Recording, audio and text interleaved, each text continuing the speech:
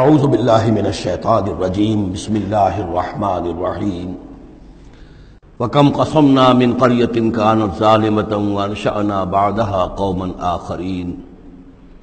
فَلَمَّا أَحَسُّوا بَأْسَنَا إِذَا هُمْ مِنْهَا يَرْكُضُونَ لَا تَرْكُضُوا وَارْجِعُوا إِلَى مَا أُتْرِفْتُمْ فِيهِ وَمَسَاكِنُكُمْ لَعَلَّكُمْ تُسْأَلُونَ صدق اللہ العظیم۔ اور کتنی بستیوں کو ہم نے پیس ڈالا جو ظالم تھیں، گنہگار تھیں، جس میں بسنے والے لوگ سرکش تھے۔ وانشانا بعدہا، اور پھر ان کے بعد ہم نے اٹھا کھڑا کیا قومن آخرین، اور قوموں کو، قوم نوح کے بعد قوم عاد، قوم عاد کے بعد قوم سمود۔ فلما احسوا باسنا، تو جب انہیں احساس ہوا کہ اللہ کا عذاب آیا چاہتا ہے، جب اس کے آثار شروع ہو گئے، اذا ہم منہا یرکضون، تو اب وہ لگے ایڑیاں رگڑنے۔ لا ترکضوا، اب ایڑیاں نہ رگڑو، وارجعوا الی ما اترفتم فی، اب جاؤ ذرا واپس اپنے اسی محلات میں جہاں تمہارا وہ سامان جو ہے عیش کا وہ پڑا ہوا ہے۔ ومساکنکم، اور اپنے انہی مسکنوں میں جاؤ، محلات میں جاؤ، حویلیوں میں جاؤ، لعلکم تسألون، شاید وہاں کوئی تمہارے لیے، کوئی تمہارا پرسان حال ہو، کوئی تمہارے بارے میں کوئی خیر خبر لینے والا ہو۔ قالوا یا ویلنا انا کنا ظالمین، کیونکہ حقیقت منکشف ہو چکی ہوگی، وہ کہیں گے ہائے ہماری شامت، واقعہ یہ ہے کہ ہم خود ہی ظالم تھے، ہم ہی گناہگار تھے، ہم نے خود ہی اپنی جانوں پر ستم ڈھایا ہے۔ فما زالت تلک دعواہم، تو یہی وہ کہتے رہے، یہی ان کی بات رہی، ان کے زبانوں پر یہی بات بار بار آتی رہی، حتی جعلناہم حصیدا خامدین، یہاں تک کہ ہم نے ان کو بنا دیا، دو الفاظ آئے ہیں، حصید وہ کھیتی جو کٹ چکی ہو، جو ویرانی کا منظر پیش کر رہی ہو، اس کھیتی کے مانند جو کٹ چکی، یا خامدین وہ آگ جو بجھ چکی، وہ شعلہ کے جو بجھ چکا اب راکھ بن کر رہ گئی ہو، بجھی ہوئی راکھ یا کٹی ہوئی کھیتی کے مانند ہو کر رہ گئی۔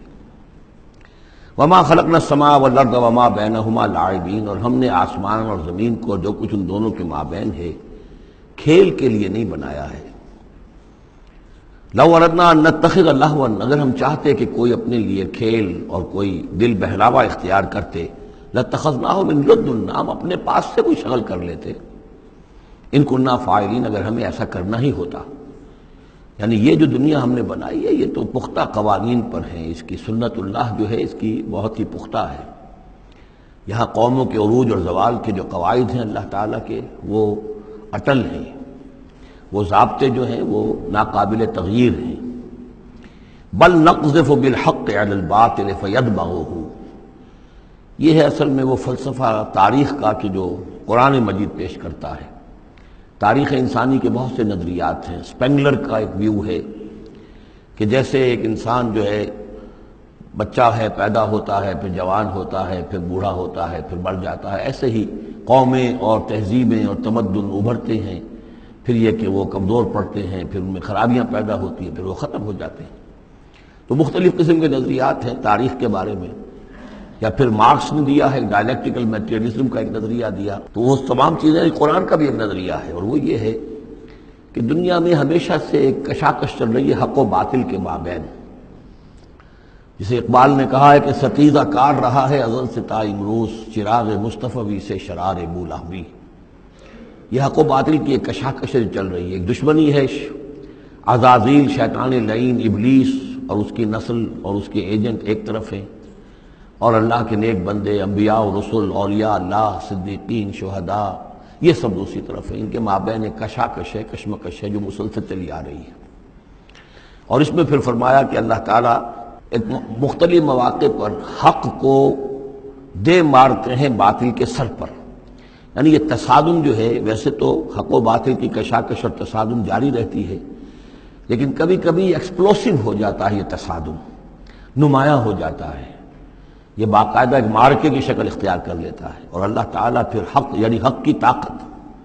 جو کوئی قوت ہوتی ہے حق والی، جماعت ہوتی ہے، گروہ ہوتی ہے، کوئی امت ہوتی ہے، کوئی اس طرح کا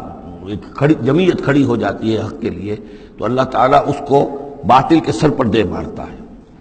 بل نقذف بالحق علی الباطل، حق کو دے مارتے ہیں باطل پر۔ فَيَدْمَغُهُ وہ اس کا بھیجا نکال دیتا ہے، فَإِذَا هُوَ زَاهِقٌ اور پھر وہ باطل جو ہے وہ یقیناً وہاں سے کھسک جانے والا ہوتا ہے، وَلَكُمُ الْوَيْلُ مِمَّا تَصِفُونَ اور تمہارے لیے تباہی ہے اس سے جو تم کہہ رہے ہو۔ اسی میں ہے جو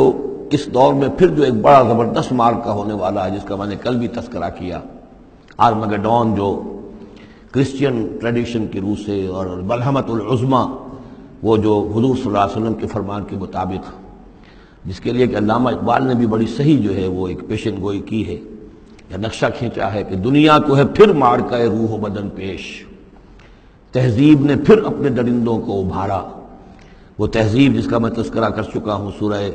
طٰہٰ کے ان الفاظ میں، طریقتکم المثلیٰ، تمہارا مثالی تمہارا کلچر، تمہاری تہذیب، تمہارا نظام، اس کو بڑا خطرہ درپیش ہے۔ دنیا کو ہے پھر معرکہ روح و بدن پیش، تہذیب نے پھر اپنے درندوں کو ابھارا، اللہ کو پامر دیے مومن پہ بھروسہ، ابلیس کو یورپ کی مشینوں کا سہارا۔ تو یہ جو قوت حق ہوتی ہے، کوئی جماعت کے جو تحریک، کوئی جماعت، کوئی طاقت، کوئی جمعیت جو حق کو لے کے کھڑی ہو جائے، تو اس کے لیے بھی اقبال نے جو بات کہی ہے کہ صورت شمشیر ہے دست قضا میں وہ قوم، یہ گویا کہ اللہ تعالیٰ کے ہاتھ کی وہ تلوار ہوتی ہے کہ جس سے وہ باطل کا قلع کما کرتا ہے۔ صورت شمشیر ہے دست قضا میں وہ قوم، کرتی ہے جو ہر زمان اپنے عمل کا حساب، اپنا محاسبہ کرتی ہے کہ ہم کیا کر رہے ہیں، کہاں جا رہے ہیں، صحیح جا رہے ہیں، غلط جا رہے ہیں۔ بہرحال یہ نقشہ جو ہے بل نقذف بالحق علی الباطل فیدمغہ فاذا هو زاہق وَلَكُمُ الْوَيْلُ مِمَّا تَصِفُونَ وَلَهُ مَنْ فِي السَّمَاوَاتِ وَالْأَرْضِ، آسمانوں اور زمین میں جو کچھ ہے اسی کا ہے، اسی کی ملکیت ہے۔ وَمَنْ عِندَهُ اور جو اس کے پاس ہیں یعنی فرشتے، ملائکہ مقربین، لا يستكبرون عن عبادته وہ اس کی عبادت کے سے استکبار کی بنا پر، تکبر کی بنا پر گریز نہیں کرتے، ولا يستحسرون اور اس میں نہ ہی کسی کاہلی اور کسل کو دخل دینے دیتے ہیں۔ یسبحون اللیل والنہار وہ دن اور رات اللہ کی تسبیح میں لگے ہوئے ہیں، ولا یفترون اور تھکتے نہیں ہیں۔ ام اتخذوا آلہۃ من الارض ہم ینشرون کیا انہوں نے زمین میں اپنے کچھ ایسے معبود اختیار کر لیے ہیں کہ جو ان کے اندر افزائش پیدا کریں گے اور ان کو پھیلائیں گے، ان کو ترقی دیں گے تاکہ یہ پھلیں اور پھول سکیں ان کی کرپا سے، ان کی نگاہ کرم سے۔ لو کان فیہما آلہۃ الا اللہ لفسدتا اگر اس میں ہوتے، اس آسمانوں اور زمین کے اندر اللہ کے سوا بھی کوئی اور آلہہ ہوتے تو یہاں پہ لازماً فساد رونما ہو جاتا۔ جیسے سورہ بنی اسرائیل میں ہم نے پڑھا تھا کہ اگر کوئی اور خدا بھی ہوتا، اللہ کے ساتھ آلہہ ہوتے، تو وہ یقیناً چڑھائی کرتے، وہ کوشش کرتے کہ یعنی بڑا خدا ہم کیوں نہ بنے، اس کے خلاف بغاوت کرتے۔ اسی طرح یہ کہ اگر یہ نظام جو ہے یہ تو بڑا ایک یونٹری نظام ہے، ایک وحدت ہے یہ، اور اس میں یہ کہ دو مرضیاں، دو رائیں، ان کا کوئی امکان نہیں ہے، ورنہ یہ کہ فساد ہو جاتا۔ اسی سے میں دلیل دیا کرتا ہوں کہ ہر ادارے کے لیے اس میں نظم ہو اور ہر طرح سے ٹھیک رہے معاملہ، سربراہ ایک ہونا ضروری ہے۔ فیملی یہ ایک ادارہ ہے، بہت بڑا ادارہ ہے، بہت اہم ادارہ ہے، اس کا سربراہ ایک ہوگا، یا مرد یا عورت،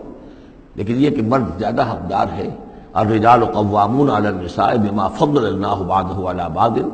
وبما انفقوا من اموالهم لو کان فیہما آلہۃ الا اللہ لفسدتا اور ہمارے ہاں بھی جو فساد زیادہ ہے وہ یہ جو پارلیمانی نظام ہے، اس میں یہ تثنیہ ہے، ثنویت ہے کہ ہیڈ آف دی اسٹیٹ اور ہے، ہیڈ آف دی گورنمنٹ اور ہے۔ اب ان کے درمیان کیا تقسیم ہو اختیارات کی، کوئی اس کے لیے بات بنتی نہیں ہے، کوئی تھیوریٹیکلی ممکن نہیں ہے۔ یا تو ایک جو ہے وہ صرف ایک نمائشی اور درشنی ہوگا،